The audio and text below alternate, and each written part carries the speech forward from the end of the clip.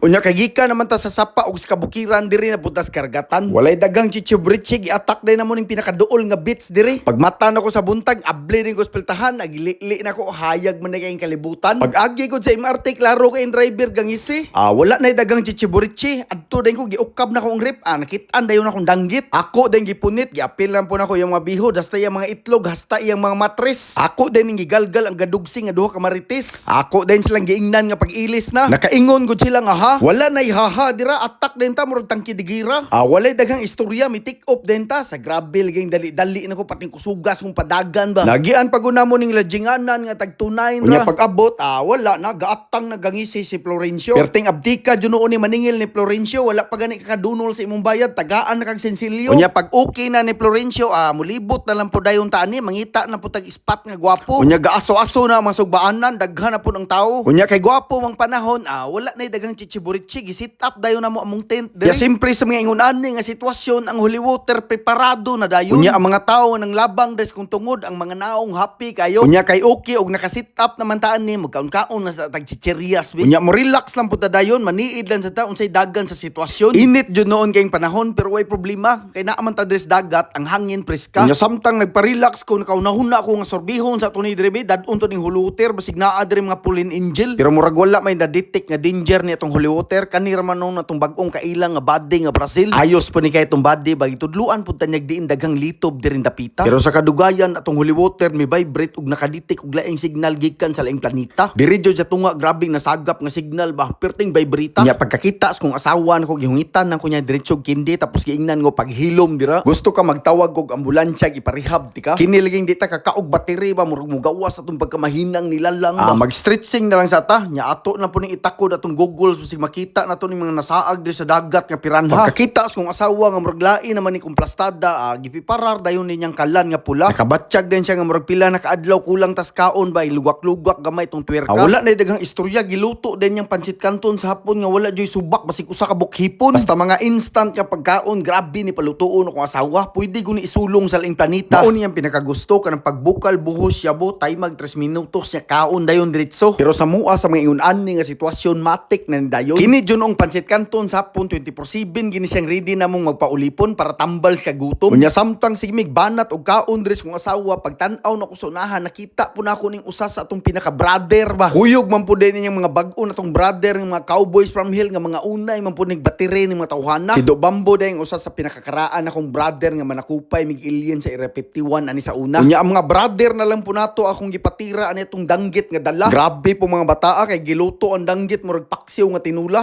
First time guna ko nakatilaw ani ba. Kaning mga cowboys from hill lagi agi karate rang danggit lagi. Unya kay lingaw na lagi kayo nya naglami na pong istorya nakahuna-huna lang po kung kwaon to nako kumber nga dala og i-chip in ani nila. Sa ani lagi pastadaha paska na namong bibuha amo kong katawan abot nas dunggan ba. Kana laging inom og tagay nga mura ramog naas bye-bye sa Pilipinas. Kalimot ko sa kalingaw nakahuna-huna na lang pud kong pasyato ning mga parak nga nagrubing diri. Nakuha laging utok nga murag wa na migana mi charge og mga 100% og balik ba. Parisan lagi sa dihang naluto na iya na lang tusik og hakop ba. Grabe pud pabanato ni mga tawhana wala lagi ko kitag bukog nga gilabay ba. Basta laging mga ulo ikog og backbones gipang suyo pra. Shout out day sa tanan natong mga brother nga nakauban aning adlaw paska jung lingawa. Naot unta pohon magkita na pud ta ninyo ba. Amping mo permi mga brother long live paskang pawira.